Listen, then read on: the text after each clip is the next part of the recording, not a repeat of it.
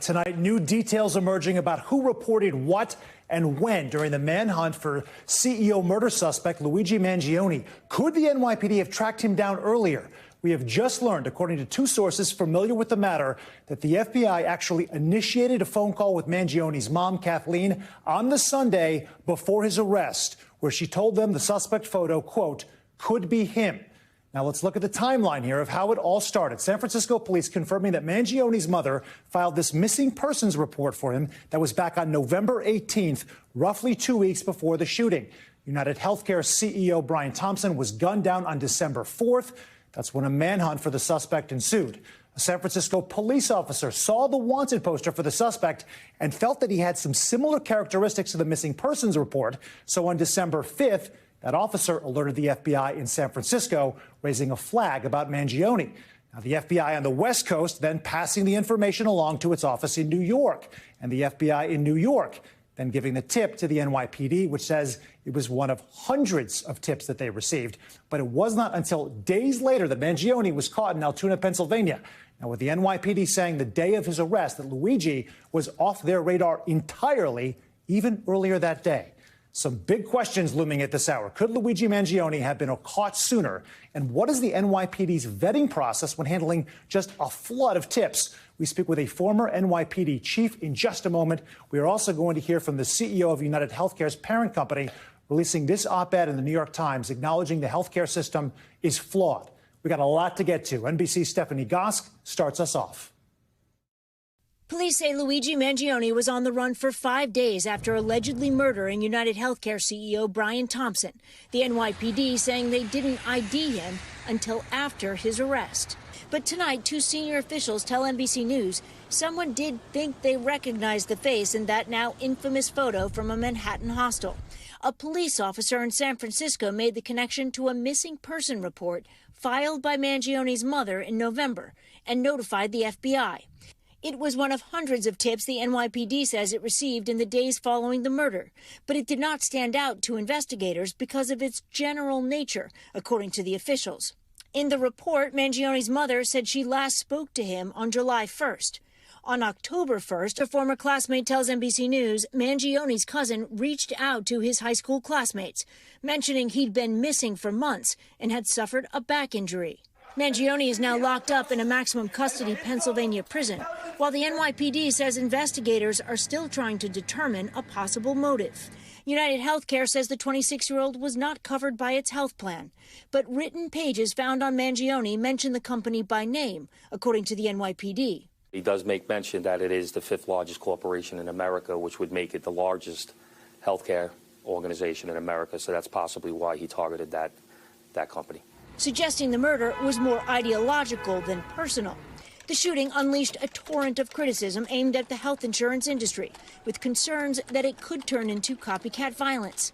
In Florida, a woman was charged with threatening her health insurance company after she told an employee, delay, deny, depose, you people are next, echoing the words law enforcement officials say were written on the shell casings at the murder scene. She's pleaded not guilty.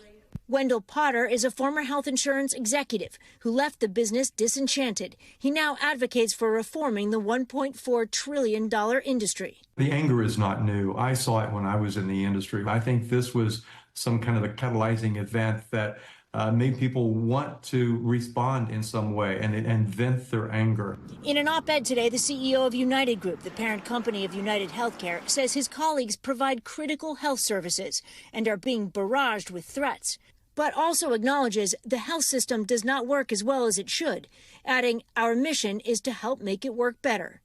And a new detail we're just learning from two sources familiar with the matter, that after the FBI received that tip from San Francisco police, a member of law enforcement reached out to Mangione's mother Sunday night, the night before the arrest, and she said the suspect could be him. Sam? All right, a key change in all the sequence here. Stephanie, thank you. For more on this, I want to bring in Terence Monahan. He is the former NYPD chief of department and an NBC News contributor. Terence, thank you so much for joining us. We heard initially from the family, the Mangione family. They were shocked and devastated by this. It was unclear what level of contact had or had not existed between his family and police. And then we find out that Kathleen Mangione actually had filed a missing persons report weeks before the murder, and that now the FBI had initiated a phone call with her prior to Mangione's arrest. What does this change, if anything, about this investigation? When you look at it, there was so many tips coming in, so many different people who it could be. So everyone had to be vetted out. You had to take a look at it. You had to ascertain if they could have been in New York during that time period that the crimes happened. So the family would reach out, and then someone would reach back out to them. Someone from law enforcement reaches back out to see, where was he? What do you know about him? Tell me, do you think it could be him that did this crime? And then now you have to start looking at Luigi and see if he matches some of the electronics and everything else that was recovered from the scene. Given the snapshots of photos that were released by police over the period of several days, do you think that that would necessarily be a slam dunk for family members to be able to recognize their loved one, or is it hard to say? I looked at that picture, and if it was someone I knew, I wasn't sure if I'd be able to identify him right off the bat. I would have a clue. I would think it's a possibility. Let me reach out. But if you look at a person's history, if you don't think that person is capable of such a heinous crime, do you think, wow, could this person I haven't seen in a while have done it? You may think it. You may not be sure if it's him. You may not want to give out this information, have him be a focus of a nationwide manhunt if it's not them. So I could see a little hesitation.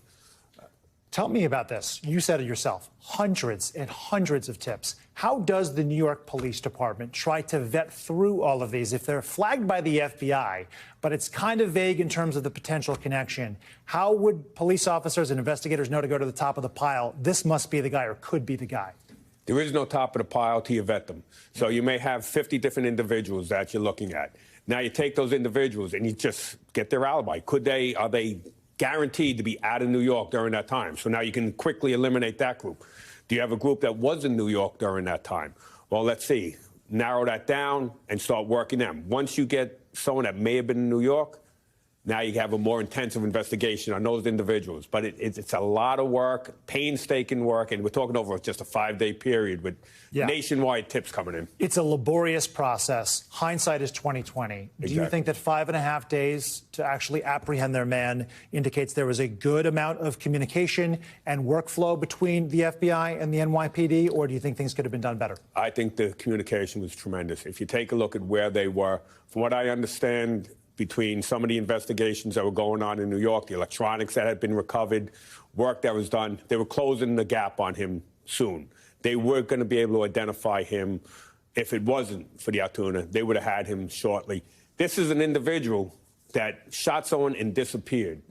And you were able to trace back and get his picture one time that he took that mask off. You got that mask, and now you were able to start doing all sorts of unique sort of investigations within this to identify him. There was so much evidence strewn around the crime scene that investigators were able to obtain that you feel like it was a matter of time. This would have happened regardless whether it was a conversation with the Mangione family or not?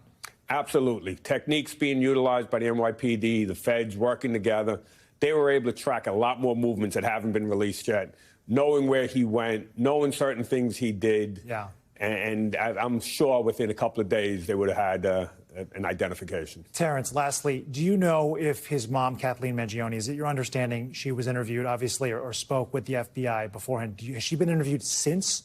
As far as I know, she was interviewed by a member of the a task force, the NYPD FBI task force.